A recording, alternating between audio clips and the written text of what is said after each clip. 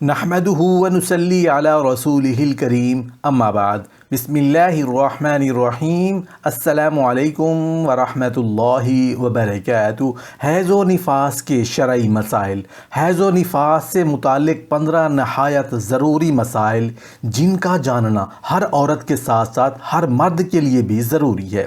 تاکہ بوقت ضرورت گھروں میں خواتین کو ان 15 مسائل کی یاد دہانی کراتے رہا کریں، کیونکہ بیوی کو شریعت کا علم فراہم کرنا، شریعت کی آگاہی دینا مرد کا فرض ہے۔ سب سے پہلا سوال، حیض کی وجہ سے چھوٹنے والی نمازیں اور روزوں کے شرعی احکام کیا ہے؟ جب حضرت عائشہ صدیقہ رضی اللہ تعالی عنہ سے پوچھا گیا کہ حیض والی عورت کے بارے میں ایسا کیوں ہے کہ وہ روزے تو قضا کرتی ہے لیکن نماز قضا نہیں کرتی، تو حضرت عائشہ صدیقہ رضی اللہ تعالی عنہ نے اس سوال کا کیا جواب دیا؟ وہ جواب بھی آپ کے ساتھ اس ویڈیو میں شیئر کیا جا رہا ہے۔ نمازیں شروع کرنے کے بعد دوبارہ حیض آنے کے شرعی احکام کیا ہے؟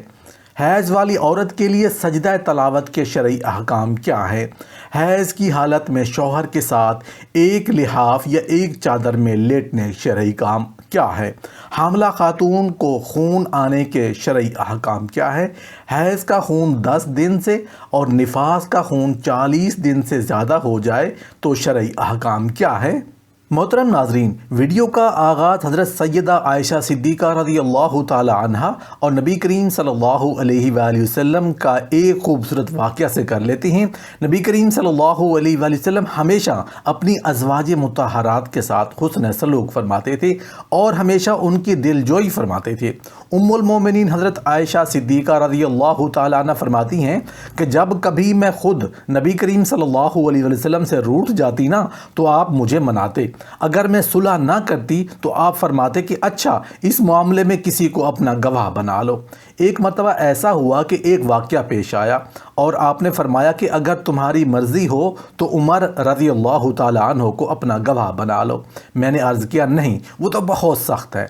میں نے کہا میں اپنے والد کو اپنا گواہ بناتی ہوں۔ چنانچہ آپ رضی اللہ تعالی عنہ نے حضرت ابوبکر صدیق رضی اللہ تعالی عنہ کو بلوایا تو وہ معاملہ سن کر مجھے مارنے لگے۔ میں ڈر کر آپ صلی اللہ علیہ وآلہ وسلم کی پشت مبارک کی طرف بیٹھ گئی۔ جب میرے والد چلے گئے تو میں پھر آپ سے الگ ہو کر بیٹھ گئی۔ آپ نے مجھے بلایا تو میں نے انکار کیا تو آپ ہنس پڑے اور فرمانے لگے ابھی تو میری پیٹھ سے لگی بیٹھی تھی، اب میں بلاتا ہوں تو نہیں آتی ہو۔ محترم ناظرین، ایک مرتبہ حضرت سیدہ عائشہ صدیقہ رضی اللہ تعالی عنہ نے نبی کریم صلی اللہ علیہ وآلہ وسلم سے سوال کیا کہ اے اللہ کے نبی، مجھے لگتا ہے کہ عورتیں پیدا ہی مصیبت جھیلنے کے لیے ہیں۔ یہاں پر ان کی مراد حیض اور حمل کی تکالیف سے تھا۔ تو نبی کریم صلی اللہ علیہ وآلہ وسلم مسکرا دیے اور فرمایا کہ نہیں، بلکہ یہ ایسی چیزیں ہیں جس کے ذریعے سے بنی آدم کی عورتیں آزمائی گئی ہیں۔ اس حدیث کا مفہوم یہ ہے کہ اللہ تعالیٰ نے عورت کو تخلیق ہی اس انداز میں کیا ہے کہ اسے حیض آئے۔ اب جو عورت اس پر صبر کرے گی تو وہ اجر کی مستحق ہوگی، اور جو عورت اللہ تعالیٰ کی اس تخلیق کو مصیبت جانے گی، برائی سمجھے گی، تو وہ اللہ کی تخلیق میں عیب نکالے گی اور گناہ کی مرتکب ہو جائے گی۔ محترم ناظرین، حیض کی ابتدا کب سے ہوئی اس کے متعلق روایات سے معلوم ہوتا ہے کہ جب حضرت حوا علیہ السلام کو جنت سے زمین پر اتارا گیا تو اس کے بعد حضرت حوا علیہ السلام سے ہی حیض کی ابتدا ہوئی۔ حضرت عمر رضی اللہ تعالیٰ عنہ سے روایت ہے کہ نبی کریم صلی اللہ علیہ وآلہ وسلم نے ارشاد فرمایا، مجھے جبرائیل علیہ السلام نے خبر دی ہے کہ اللہ پاک نے ان کو ہماری ماں یعنی حوا علیہ السلام کی طرف بھیجا جب انہیں خون آیا تھا، اور انہوں نے اپنے رب کو پکار کر عرض کی تھی، اے میرے مالک، مجھے ایسا خون آیا ہے کہ جسے میں نہیں پہچانتی۔ پھر اللہ تعالیٰ نے حوا علیہ السلام کو ندا دی اور فرمایا، میں تمہیں اور تمہاری اولاد کو اس خون میں ضرور مبتلا کروں گا اور اسے گناہوں کا کفارہ اور گناہوں سے پاک کرنے والا بنا دوں گا۔ حیض و نفاس سے متعلق 15 نہایت ضروری مسائل میں سب سے پہلا مسئلہ، نمازیں شروع کرنے کے بعد دوبارہ داغ لگنے کے شرعی احکام۔ بعض اوقات ایسا ہوتا ہے کہ حیض کا خون رکنے پر عورت غسل کر کے نمازیں شروع کر دیتی ہے، لیکن کبھی دوبارہ خون یا پیلے رنگ کی رطوبت آ جاتی ہے یا داغ لگ جاتا ہے، تو ایسی صورت میں اگر یہ رطوبت جاری رہے اور 10 دن مکمل نہ ہوئے ہوں تو دوبارہ نمازوں سے رک جانے کا حکم ہوتا ہے۔ اس کے متعلق حضرت عظمہ بنت ابو بکر رضی اللہ تعالیٰ عنہ سے روایت آئی ہے، چنانچہ حضرت فاطمہ بنت منظرہ بیان کرتی ہیں کہ ہم حضرت اسماء بنت ابی بکر رضی اللہ تعالیٰ عنہ کی پرورش اور تربیت میں ہوتی تھیں۔ ہم میں سے کوئی جب پاک ہو جاتی وہ نماز پڑھنا شروع کر دیتی، پھر کبھی پیلے رنگ کی رطوبت دوبارہ آ جاتی، تو پھر جب حضرت اسماء رضی اللہ تعالیٰ عنہ سے اس بارے میں پوچھا جاتا تو آپ فرماتی جب تک یہ زرد رطوبت دیکھو اس وقت تک نماز سے جدا رہو، یہاں تک کہ تم نہ دیکھو مگر خالص سفیدی۔ حیض و نفاس سے متعلق 15 نہایت ضروری مسائل میں سے دوسرا مسئلہ، حاملہ خاتون کو خون آنے کے شرعی احکام۔ بعض اوقات عورت کو حمل کی حالت میں خون آ جاتا ہے تو ایسی صورت میں حکم یہ ہوتا ہے کہ حمل کی حالت میں جو خون آئے وہ حیض میں شمار نہیں کیا جاتا، بلکہ اس سے استحاضہ بیماری کا خون شمار کیا جائے گا۔ اس کے متعلق روایت وارد ہوئی ہیں، چنانچہ حاملہ عورت کو جب خون آئے تو اس عورت کے بارے میں حضرت عائشہ صدیقہ رضی اللہ تعالی عنہ نے فرمایا حاملہ عورت کو خون آنا اسے نماز سے نہیں روکتا۔ حضرت عائشہ صدیقہ رضی اللہ تعالی عنہ فرماتی ہیں کہ حاملہ عورت کو حیض نہیں آتا، پس اگر وہ خون دیکھے تو غسل کرے اور نماز پڑھے۔ حضرت ابن عباس اور حضرت علی رضی اللہ تعالی عنہم اجمعین سے مروی ہے کہ اللہ تعالیٰ نے حاملہ عورت سے حیض کو اٹھا لیا اور خون کو بچے کا رزق بنا دیا۔ حیض و نفاس سے متعلق 15 نہایت ضروری مسائل میں سے تیسرا مسئلہ، حیض کی وجہ سے چھوٹنے والی نمازیں اور روزوں کے شرعی احکام۔ حیض و نفاس کی حالت میں عورت کو جو نمازیں چھوٹ جائیں شرعی طور پر ان کی قضا کرنا لازم نہیں، البتہ رمضان کے روزے اگر اس وجہ سے چھوٹ جائیں تو ان روزوں کی قضا کرنے کا حکم ہے۔ چنانچہ حضرت معاذ رضی اللہ تعالیٰ عنہ بیان کرتے ہیں کہ میں نے حضرت عائشہ صدیقہ رضی اللہ تعالیٰ عنہا سے پوچھا حیض والی عورت کے بارے میں ایسا کیوں ہے کہ وہ روزے تو قضا کرتی ہے لیکن نماز قضا نہیں کرتی؟ تو فرمایا ہمیں یہ عارضہ حیض لاحق ہوا کرتا تھا تو ہمیں روزہ قضا کرنے کا حکم دیا جاتا تھا اور نماز قضا کرنے کا حکم نہیں دیا جاتا تھا۔ فقہاء کرام فرماتے ہیں کہ روزے کی قضا میں قدرت ہے کہ سال میں 7-8 روز قضا کرنے پڑتے ہیں، اس لیے اس میں دشواری نہیں، اور قضائے نماز میں کثرت ہے، ہر مہینے میں 7-8 دن کی فی دن 5 نمازیں قضا کرنی پڑتی، یعنی 40 بال کے بعض کو 50 نمازیں، اس میں بہت دشواری ہوتی ہے، اس لیے نمازوں کی قضا نہیں روزوں کی قضا ہے۔ حیض و نفاس سے متعلق 15 نہایت ضروری مسائل میں سے چوتھا مسئلہ، حیض کے بعد غسل کرنے سے پہلے کی حالت کے شرعی احکام۔ حیض کا خون رکتے ہی کیا حیض کا حکم ختم ہو جاتا ہے یا غسل کرنے تک باقی رہتا ہے؟ اس کے متعلق کنز الاعمال میں حضرت عمر بن خطاب اور حضرت عبداللہ ابن مسعود رضی اللہ تعالیٰ عنہ نے حیض والی عورت کے متعلق ارشاد فرمایا، ترجمہ، جب اس کا خون رک جائے تو جب تک وہ غسل نہ کر لے وہ حیض کے حکم میں ہے۔ نبی کریم صلی اللہ علیہ وآلہ وسلم نے خون رکنے کے بعد اور غسل کرنے سے پہلے صحبت کر لینے پر کفارہ بیان فرمایا ہے، جو اس بات کی دلیل ہے کہ اس حالت میں عورت حیض کے حکم میں ہی ہوتی ہے۔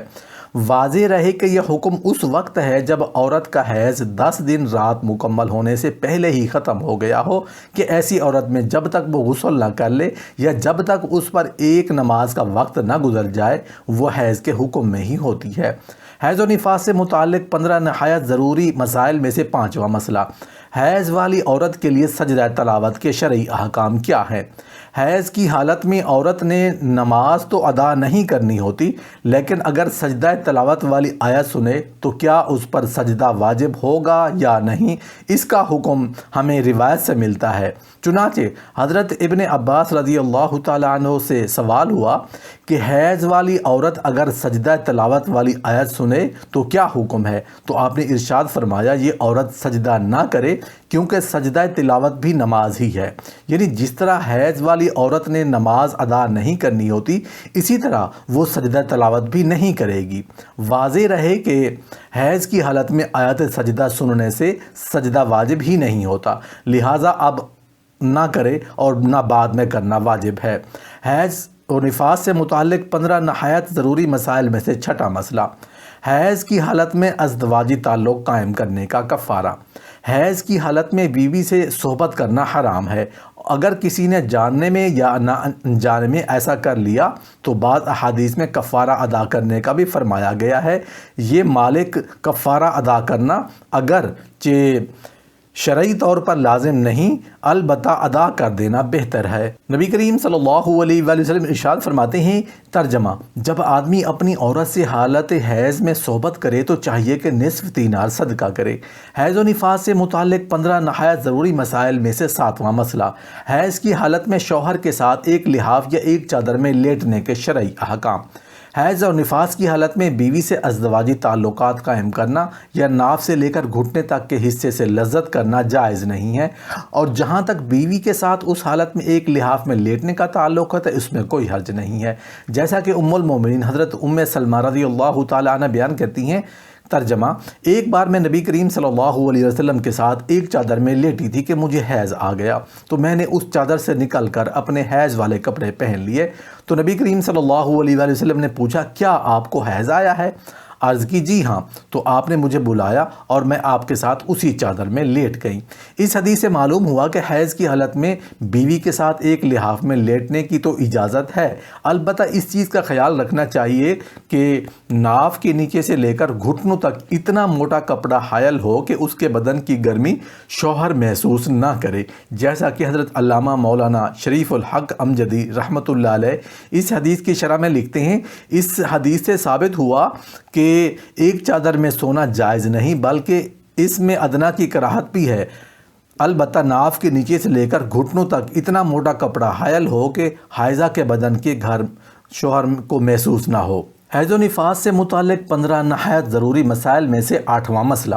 حیض کی کم از کم اور زیادہ سے زیادہ مدت۔ حیض کی کم از کم مدت 3 دن اور زیادہ سے زیادہ مدت 10 دن ہے۔ حضرت معاذ بن جبل رضی اللہ تعالیٰ عنہ بیان کرتی ہیں کہ میں نے نبی کریم صلی اللہ علیہ وسلم کو فرماتے سنا کہ حیض نہیں ہے 3 دن سے کم اور حیض نہیں ہے 10 دن سے زیادہ۔ حیض و نفاس سے متعلق 15 نہایت ضروری مسائل میں سے 9واں مسئلہ، حیض کا خون 10 دن سے اور نفاس کا خون 40 دن سے زیادہ ہو جائے تو حیض کا خون اگر 10 دن مکمل ہونے کے بعد بھی جاری رہے یا نفاس کا خون 40 دن مکمل ہونے کے بعد بھی جاری رہے تو اب مزید نمازوں سے رکے رہنے کی اجازت نہیں ہوتی، بلکہ حکم ہوتا ہے کہ غسل کر کے نمازیں شروع کر دیں اگرچہ خون جاری ہو، کیونکہ اس مدت کے بعد آنے والا خون حیض یا نفاس نہیں ہوتا بلکہ یہ استحاضہ یعنی بیماری کا خون کہلاتا ہے۔ حضرت ابو ہریرہ رضی اللہ تعالیٰ عنہ روایت کرتے ہیں کہ نبی کریم صلی اللہ علیہ وآلہ وسلم نے ارشاد فرمایا کہ نفاس والی عورتیں 40 دن تک انتظار کریں، پھر اگر وہ اس سے پہلے پاکی دیکھ لیں یعنی خون آنا رک جائے تو وہ پاک ہیں، اور اگر وہ 40 دن سے بھی زیادہ خون آئے تو وہ عورت مستحاضہ یعنی استحاضہ والی عورت کے قائم مقام ہے، لہٰذا وہ غسل کر کے نماز پڑھے، پھر اگر خون غالب ہو تو نماز کے لیے وضو کر لیا کرے۔ حیض و نفاس سے متعلق 15 نہایت ضروری مسائل میں سے 10واں مسئلہ، سفیدی کے علاوہ کسی اور رنگ کی رطوبت دیکھنے کے احکام۔ بعض اوقات حیض کے شروع میں یا آخر میں جو رطوبت آتی ہے وہ خون کی طرح سرخ نہیں ہوتی بلکہ یہ پیلے گدلے یا مٹیالے رنگ کی ہوتی ہے۔ اس طرح کی رطوبتوں کے متعلق شرعی حکم یہ ہے کہ حیض کے دنوں میں خالص سفید رنگ کے علاوہ اگر کسی رنگ کی رطوبت آئے تو وہ حیض کے حکم میں شمار ہوگی، جیسا کہ حضرت عائشہ صدیقہ رضی اللہ تعالیٰ عنہ کے پاس خواتین ڈبیا میں کرسف یعنی کہ وہ روئی جو عورتیں مخصوص ایام میں استعمال کرتی ہیں رکھ کر بھیجتی جس میں زردی ہوتی، اس پر ام المومنین فرماتی جلدی نہ کرو یہاں تک کہ تم چونے کی طرح سفیدی نہ دیکھ لو۔ حضرت عمرہ رضی اللہ تعالیٰ عنہ روایت کرتی ہیں کہ حضرت فاطمہ بنت محمد بیان کرتی ہیں کہ قریش کی ایک خاتون نے حضرت عمرہ کے پاس روئی کا ایک ٹکڑا بھیجا جس میں زرد رنگ کی روئی تھی، یہ بیچ کر انہوں نے حضرت عمرہ رضی اللہ تعالیٰ عنہ سے سوال کیا کہ آپ کیا فرماتی ہیں اس بارے میں کہ عورت اگر اپنے حیض میں صرف اس طرح کی رطوبت دیکھ رہی ہے تو کیا وہ پاک ہو چکی ہے؟ تو آپ نے ارشاد فرمایا نہیں یہاں تک کہ وہ خالص سفیدی دیکھ لے۔ حیض و نفاس سے متعلق 15 نہایت ضروری مسائل میں سے 11واں مسئلہ، استحاضہ کے متعلق شرعی احکام۔ روٹین کے مطابق عموماً ہر عورت کو مہینے کے کچھ دن خون آتا ہے اور بقیہ دن خون نہیں آتا، اور عموماً خون آنے کا دورانیہ 3 دن سے 10 دن کے درمیان ہوتا ہے، لیکن کبھی کبھار خون 10 دن مکمل ہونے پر بھی نہیں رکتا یا 10 دن سے پہلے رک جاتا ہے لیکن پھر 15 دن کا وقفہ ملنے سے پہلے ہی دوبارہ شروع ہو جاتا ہے، یا وقفے سے سارا مہینہ ہی داغ لگتا لگتا رہتا ہے۔ ایسی صورت میں یہ سارے دن حیض کے نہیں ہوتے بلکہ کچھ حیض کے ہوتے ہیں اور بقیہ اضافی دن استحاضہ کہلاتے ہیں، جن میں روزہ اور نماز وغیرہ منع نہیں ہوتا۔ روٹین سے ہٹ کر اس طرح خون آنے کے طبی طور پر مختلف اسباب ہو سکتے ہیں۔ یہ کسی بیماری کی وجہ سے بھی ہو سکتا ہے یا کوئی اور وجہ بھی ہو سکتی ہے۔ حدیث پاک میں اس کے مختلف اسباب کی طرف اشارہ فرمایا گیا ہے۔ چنانچہ نبی کریم صلی اللہ علیہ وآلہ وسلم نے استحاضہ کے خون کے متعلق ارشاد فرمایا، ترجمہ اس کا یہ ہے، یہ ایک بیماری ہے جو عارض ہو گئی ہے یا شیطان کی ضرب ہے جس کے اثر سے یہ خون نکلنا شروع ہو گیا ہے، یا یہ کوئی رگ ہے جو کھل گئی ہے۔ اس حدیث پاک میں 3 چیزیں بیان فرمائی گئی ہیں کہ استحاضہ کا خون یا تو کسی بیماری کی وجہ سے آتا ہے، یا یہ شیطان کی ضرب کا اثر ہوتا ہے، یا رحم کے قریب کے کوئی رگ کھل جانے کی وجہ سے جاری ہوتا ہے۔ لہٰذا اس خون کے احکام حیض و نفاس جیسے نہیں ہوں گے۔ حدیث پاک میں جو دوسری چیز فرمائی گئی کہ استحاضہ شیطان کی ضرب کا اثر ہے، تو اس کی وضاحت کرتے ہوئے حضرت علامہ مولانا مفتی احمد یار خان صاحب فرماتے ہیں کہ یہ خون کی زیادتی شیطان کے اثرات سے ہے کہ اس نے تیرے رحم کی رگ میں انگلی ماری جس سے یہ بیماری پیدا ہو گئی۔ معلوم ہوا کہ جیسے انسان کی مار سے بیماریاں پیدا ہو جاتی ہیں، ایسے ہی شیطان کی ضرب سے بعض بیماریاں پیدا ہو جاتی ہیں۔ حیض و نفاس سے متعلق 15 نہایت ضروری مسائل میں سے 12واں مسئلہ، مستحاضہ سے ازدواجی تعلقات قائم کرنے کے شرعی احکام۔ حیض و نفاس کی حالت میں تو بیوی سے ازدواجی تعلقات قائم کرنا حرام ہوتا ہے، لیکن جس کو استحاضہ کا خون آ رہا ہو اس سے ازدواجی تعلقات قائم کرنا منع نہیں ہوتا، جیسا کہ حضرت ابو امامہ رضی اللہ تعالیٰ عنہ سے مروی ہے کہ نبی کریم صلی اللہ علیہ وسلم نے استحاضہ والی خاتون کے بارے میں ارشاد فرمایا کہ اگر نماز میں خون اس پر غالب ہو، یعنی بہت زیادہ آئے، تو وہ نماز نہ توڑے، اگرچہ خون کے قطرے ٹپکیں، اور اس کا شوہر اس کی قربت اختیار کر سکتا ہے اور یہ عورت روزہ بھی رکھے گی۔ حضرت ام حبیبہ اور حضرت حمنہ بنت حجش رضی اللہ تعالیٰ عنہما کے بارے میں روایت ہے کہ ان کا استحاضہ کا عارضہ تھا اور اس حالت میں ان کے شوہر ان سے ازدواجی تعلقات قائم کیا کرتے تھے۔ حیض و نفاس سے متعلق 15 نہایت ضروری مسائل میں سے 13واں مسئلہ، حیض کی حالت میں ہم بستری کرنے کے شرعی احکام۔ حیض و نفاس کی حالت میں میاں بیوی کا باہم ازدواجی تعلقات قائم کرنا یعنی ہم بستری کرنا حرام ہے۔ قرآن پاک میں بھی اس کی ممانعت بیان ہوئی ہے۔ صحیح مسلم میں حضرت انس بن مالک رضی اللہ تعالیٰ عنہ سے مروی ہے، فرماتے ہیں یہودیوں میں جب عورت حائضہ ہوتی تو نہ اس کے ساتھ کھاتے اور نہ انہیں گھروں میں ساتھ رکھتے، تو نبی کریم صلی اللہ علیہ وسلم کے صحابہ نے یہ مسئلہ نبی پاک سے پوچھا تو اللہ تعالیٰ نے یہ آیت نازل فرمائی جس کا ترجمہ یہ ہے کہ تم صحبت کے سوا سب کچھ کر سکتے ہو۔ تو نبی کریم صلی اللہ علیہ وسلم نے صحابہ کرام کو حکم دیا کہ وہ حیض کی حالت میں عورتوں کے ساتھ کھائیں پئیں، گھروں میں ان کے ساتھ رہیں، اور یہ کہ وہ صحبت کے علاوہ سب کچھ کر سکتی ہیں۔ اس حدیث سے معلوم ہوا کہ حیض کی حالت میں بیوی کے ساتھ مل بیٹھ کر کھانا پینا، اٹھنا بیٹھنا وغیرہ کاموں میں کوئی حرج نہیں، ہاں اس حالت میں ہم بستری کرنا حرام ہے۔ حیض و نفاس سے متعلق 15 نہایت ضروری مسائل میں سے 14واں مسئلہ، حیض کی حالت میں ناف کے نیچے حصے تک کے شرعی احکام۔ حیض و نفاس کی حالت میں جس طرح بیوی سے صحبت کرنا حرام ہے، اسی طرح ناف سے لے کر گھٹنے تک کے حصے سے لذت حاصل کرنا بھی جائز نہیں ہے۔ نہ اس حصے کو چھونا جائز ہے اور نہ شہوت کے ساتھ دیکھنا، ہاں ناف سے اوپر والے حصے کو چھونا وغیرہ جائز ہے، البتہ اگر کوئی اس سے بھی بچے تو یہ زیادہ بہتر ہے۔ جیسا کہ ایک شخص نے نبی کریم صلی اللہ علیہ وسلم سے پوچھا، مجھے میری بیوی سے بحالت حیض کیا کام حلال ہے؟ تو نبی پاک صلی اللہ علیہ وسلم نے فرمایا تیرے لیے حلال ہے وہ جو تمہیں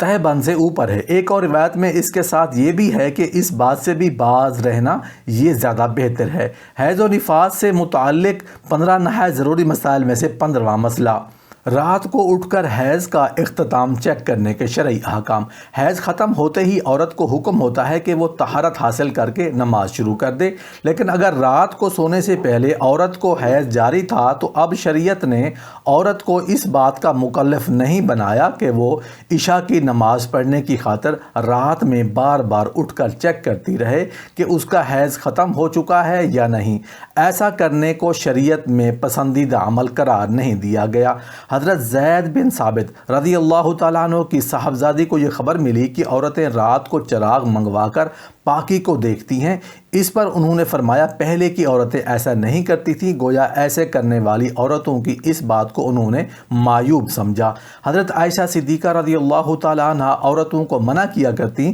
تھے تمہیں اس بات سے کہ وہ رات میں اپنا حیض کا معاملہ چیک کریں، اور فرمایا کرتی تھی کہ کبھی رطوبت پیلی اور گدلی رنگ کی بھی ہو سکتی ہے۔ کپڑا دھونے کے باوجود حیض کا اثر باقی رہ جائے تو شرعی احکام کیا ہیں؟ بعض اوقات ایسا بھی ہوتا ہے کہ کپڑے کو اچھی طرح دھونے کے باوجود خون کا کچھ نہ کچھ اثر جیسے رنگ یا بو وغیرہ باقی رہ جاتا ہے۔ اس کے متعلق شرعیت کا حکم یہ ہے کہ نجاست کا ایسا اثر جس کو زائل یعنی ختم کرنا مشکل ہو تو وہ معاف ہے، یعنی پانی سے اچھی طرح دھونے کے بعد بھی اگر نجاست کا کچھ اثر باقی رہ جائے تو بھی کپڑا پاک ہی شمار کیا جائے گا۔ یہ ضروری نہیں ہوگا کہ اب اسے صابن وغیرہ سے دھویا جائے، جیسا کہ حضرت ابو ہریرہ رضی اللہ تعالیٰ عنہ سے روایت ہے کہ حضرت خولہ بنت یسار رضی اللہ تعالیٰ عنہ حضور کی بارگاہ میں حاضر ہوئیں اور عرض کیا یا رسول اللہ صلی اللہ علیہ وآلہ وسلم، میرے پاس صرف ایک ہی کپڑا ہے اور حیض کی حالت میں بھی میں نے اسے پہنا ہوتا ہے، تو اب کیا کروں؟ تو نبی کریم صلی اللہ علیہ وسلم نے فرمایا، ترجمہ، جب تم پاک ہو جاؤ تو اس کپڑے کو دھو لیا کرو اور پھر اسی میں نماز پڑھا کرو۔ عرض کی اگر خون کپڑے سے نہ نکلے تو؟ فرمایا، ترجمہ، خون کو پانی سے دھو لینا تمہارے لیے کافی ہے، اور اس کا اثر باقی رہ جائے تو اس کا تمہیں کوئی نقصان نہیں۔ ایک روایت میں حضرت عائشہ صدیقہ رضی اللہ تعالیٰ عنہ سے پوچھا گیا اگر حیض کا خون دھویا گیا لیکن اس کا اثر ختم نہ ہوا تو اب کیا حکم ہے؟ تو فرمایا، ترجمہ، بے شک اللہ پاک نے پانی کو پاک کرنے والا بنایا ہے، مطلب یہ ہے کہ پانی سے اچھی طرح دھو لینا ہی پاکی کے لیے کافی ہے، اس کے بعد نجاست یعنی ناپاکی کا اثر باقی رہ جانے کا کوئی اعتبار نہیں ہے۔ حائضہ عورت کے تھوک اور جھوٹے کے شرعی احکام۔ حیض کی حالت میں عورت حکمی طور پر ناپاک ہوتی ہے، جس کی وجہ سے نماز روزہ وغیرہ بعض مخصوص کاموں کی شریعت کی طرف سے ممانعت ہوتی ہے، البتہ اس کا ظاہری بدن پاک ہوتا ہے، حتیٰ کہ اس کا منہ کا لعاب بھی پاک ہے، اور اس کا جھوٹا پانی پینا، اس کے منہ سے لگی ہوئی کوئی چیز کھانا بھی جائز ہے۔ خود نبی کریم صلی اللہ علیہ وسلم سے ثابت ہے، جیسا کہ حضرت عائشہ صدیقہ رضی اللہ تعالیٰ عنہ فرماتی ہیں، ترجمہ، میں حیض کی حالت میں برتن سے پانی وغیرہ پیا کرتی اور پھر برتن نبی کریم صلی اللہ علیہ وسلم کو پکڑا دیتی تو نبی کریم صلی اللہ علیہ وسلم اپنا منہ مبارک برتن کی اس جگہ رکھ کر پیتے جہاں میرا منہ لگا ہوتا، اور میں حیض کی حالت میں ہڈی کو منہ میں لے کر اس سے گوشت اتار کر کھاتی، اور پھر میں وہی ہڈی نبی کریم صلی اللہ علیہ وسلم کو دے دیتی، اور نبی کریم صلی اللہ علیہ وسلم وہاں اپنا منہ مبارک رکھتے جہاں میرا منہ لگا ہوتا۔